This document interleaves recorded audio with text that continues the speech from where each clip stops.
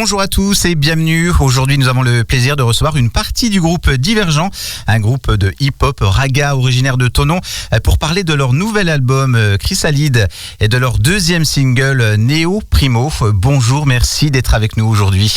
Salut Damien, merci pour l'invite. Pouvez-vous bonjour, pouvez-vous vous présenter à nos auditeurs qui vous connaissent peut-être pas?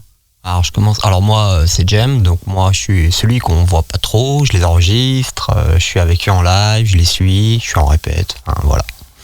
Voilà, donc Jem c'est notre ingé son et moi c'est Diff, donc je suis MC, donc chanteur dans le groupe Divergent et aussi DJ, c'est moi qui passe les instrus sur scène. On est un groupe donc originaire de Thonon comme tu l'as dit, on est composé de 6 MC, donc c'est vraiment que des chanteurs, c'est vraiment comme dans la tradition hip-hop, des crews hip-hop des années 90-2000, je pense à la Secret Connection, à ATK, même à IAM, etc. Voilà, on est vraiment dans ce courant-là, bien qu'on innove, on est en 2024, donc forcément musicalement il y a beaucoup de choses qui ont évolué aussi, donc... Ça fait là presque depuis 2015 que vous êtes dans le game, c'est comme ça qu'on dit? C'est ça, c'est comme ça qu'on dit apparemment, ouais. Ça fait depuis 2015, ça va faire déjà bientôt 10 ans, pas mal d'aventures, déjà 3 albums, pas mal de concerts, etc. On va parler dans un instant de votre 4e album. Vous pouvez nous raconter un petit peu vos débuts? En 9 ans, je pense que vous avez eu pas mal, vous avez fait de la scène notamment sur le Chablais. Ah oui, quelques scènes, ça a un peu bougé. Moi, j'ai pas suivi, j'étais là au tout départ, puis un petit moment d'absence, puis je suis revenu justement pour Chrysalide, en fait, le retour, avec quand même pas mal de petites choses entre-temps, mais je vais laisser Fred un peu raconter tout ça. Ouais, voilà, donc en fait, on est tous à la base, on est de Thonon, on se connaît tous, on est plusieurs binômes, soit plutôt orienté reggae raga, soit plutôt orienté un peu blues soul ou strictement hip-hop français. Et en 2015, on a vraiment eu l'envie de fédérer, de tous se rassembler parce qu'on se connaissait déjà tous très bien, on avait déjà beaucoup collaboré ensemble et on a vraiment eu envie de se figer, de créer cette entité qui est Divergent. Et donc le nom du groupe parle de lui-même parce que Divergent, parce qu'il faut composer, c'est des compromis, c'est des personnalités différentes et voilà, c'est aussi un hommage au vivre ensemble et à dire qu'on peut y arriver tous malgré nos divergences et nos différences. C'est un joli mélange, notamment avec hip-hop, raga, tout ça. C'est ça, voilà, hip-hop, raga, soul sont vraiment les 3 axes musicaux qui nous caractérisent. Après, on s'oriente aussi pas mal sur le dub. On a sorti un album il y a 3 ans qui s'appelle La Purple Tape, qui là est clairement inspiré drum and bass, électro anglaise. Donc voilà, quelque chose qui sortait un petit peu du hip-hop. Et donc là, pour ce 4e album, on est revenu vraiment sur quelque chose de très hip-hop à l'ancienne. Voilà, un peu ce que je peux dire. Avec toutes ces années, vous avez des souvenirs notamment sur des scènes que vous avez fait, que vous vous rappelez, des endroits qui vous ont marqué dans le Chablais?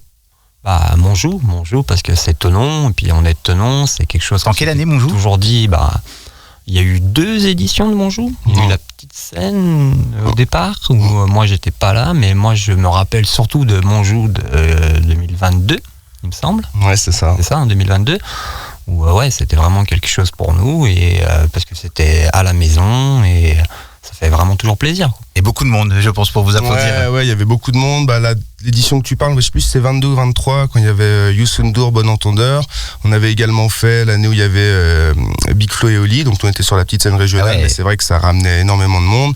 Après, on n'a pas que joué dans le Chablais, on a aussi joué à Lyon, on a joué du côté de Grenoble, enfin voilà. On a pas mal vadrouillé dans le bassin Rhône-Alpes, on va dire.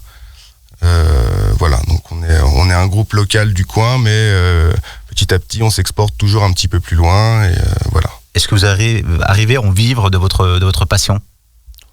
Alors non, moi pas du tout pour le moment. Non, voilà, c'est pas nous. Voilà, on est un groupe amateur en ce sens où on n'est pas intermittent du spectacle. C'est vraiment avant tout le plaisir et la passion qui nous animent. Après, on a tous des boulots, des vies de famille à côté, et on compose avec ça. Donc voilà, c'est pas notre gagne-pain directement, on va dire. On va parler donc de votre 4e album qui est sorti. C'est un projet de longue haleine. Est-ce que vous pouvez nous en parler un petit peu, Fred, ou Alors moi, je vais en parler parce que ça a été grosso modo fabriqué dans mon salon, enregistré intégralement à la maison, pour hormis sauf Chrysalide et Grains de Sable. Donc ouais, c'était surtout, ça correspond à la période du confinement, donc c'était une période très très étrange. Je pense que pour tout le monde, c'était une période étrange où on Beaucoup de temps libre alors pour... Ouais, mais beaucoup de temps libre avec plus de liens, plus de quotidien, plus de routine, plus de liens, Donc en fait, c'était assez étrange parce que on partageait, on se voyait de temps à autre et peu. Mais on arrivait justement à pouvoir mettre des choses dans la boîte et il nous a fallu quand même un peu de temps après pour digérer un peu tout ça et mettre forme. C'est pour ça que ça a peut-être mis un peu de temps à arriver. Et puis après, il y a eu un super boulot que j'en parle au passage, c'est Mathieu Charret qui a fait le mastering de l'album derrière et qui j'ai envoyé un peu tout le bébé comme ça, il s'est un peu débrouillé. Donc voilà, c'était un super boulot et ouais, c'est un sacré moment de vie aussi. Qui est aussi une période où on arrivait tous à un âge où il y a eu des changements dans la manière de voir les choses et on a pris le temps aussi de se le dire, en fait, aussi, c'est aussi ça. Fred, vous êtes content du résultat de cet album ? Vraiment très content parce que c'est un album qui a mis du temps à voir le jour. On avait tous besoin de maturer un peu ce projet et on voulait vraiment que tout l'album ait une cohérence et une ambiance propre à ce qu'on voulait dire dans cet album, et il s'agissait pas de faire quelque chose de décousu, donc on a refait des choses, on a repris, ça a été assez long. Je dis au passage que dans cet album on a pas mal de collaborations aussi, donc je vais en profiter pour les énumérer là. Donc dans le nouveau single Néo Primo, on aura le temps d'en reparler après, on fait une collaboration avec une chanteuse qui est du coin aussi, qui s'appelle Junity, qui est vraiment une diva soul avec une voix très suave. Ça donne un résultat quelque chose de très profond qui correspond vraiment à l'ambiance qu'on voulait donner au morceau. On a aussi une collaboration sur le morceau Lune, on en reparlera tout à l'heure, avec un tromboniste qui s'appelle Grégoire Deveau, donc qui ramène vraiment quelque chose de très jazz. C'est un tromboniste professionnel, on se connaît depuis longtemps, qui avait envie de s'ouvrir un petit peu à d'autres courants que le jazz, le classique, et qui est venu collaborer avec nous sur ce morceau, donc ça donne vraiment quelque chose d'hyper intéressant. Et on travaille aussi depuis quelques années, là c'est le deuxième morceau qu'on sort avec un rappeur colombien avec qui on échange beaucoup depuis longtemps. Le morceau s'appelle Creer en tus sueños, crois en tes rêves. Il s'appelle Sector Samber et c'est donc un rappeur colombien avec qui on échange énormément et qui nous donne beaucoup de force. Et c'est vrai que ça donne une dimension un peu internationale au projet qui nous fait du bien, qui donne quelque chose d'assez exotique, de ramener un gros flow en espagnol comme ça entre tous nos couplets en français. C'est vraiment quelque chose de très très kiffant. Justement, très très puissant. Vous êtes écouté à l'étranger notamment ? Du coup, par le biais de Diego, il nous relaie énormément là-bas en Colombie. On a pas mal de monde. On a aussi des connexions à Bruxelles, donc on est aussi pas mal écouté là-bas. Et même si les gens comprennent pas toujours, je pense notamment en Colombie, tous les textes, il y a vraiment cette puissance et ce truc fédérateur et rassembleur du flow hip-hop, boom bap des années 90, quoi, qui nous tient vachement à cœur. On va parler de Néo Primo, deuxième single de l'album. C'est un titre assez nostalgique, il me semble. Je l'ai écouté ce matin. Oui, en fait, c'est vraiment l'écueil de ce confinement, de ce moment où tout se ferme, où on se dit que on est peut-être bien en train de vivre un truc qui change. Je pense que maintenant, plus personne ne le remet en cause. Il y a un peu un truc qui s'est passé. On ne sait pas encore vraiment dire quoi. On va pas en parler plus que ça, mais il y a un truc qui s'est passé. Et on voulait que ça laisse une trace. Et puis, en même temps, ce titre, c'est aussi une super collaboration, une découverte. Parce que moi, Junity, je ne la connaissais pas. C'était une amie à nous. C'est toujours une histoire amicale. C'est toujours une histoire de potes.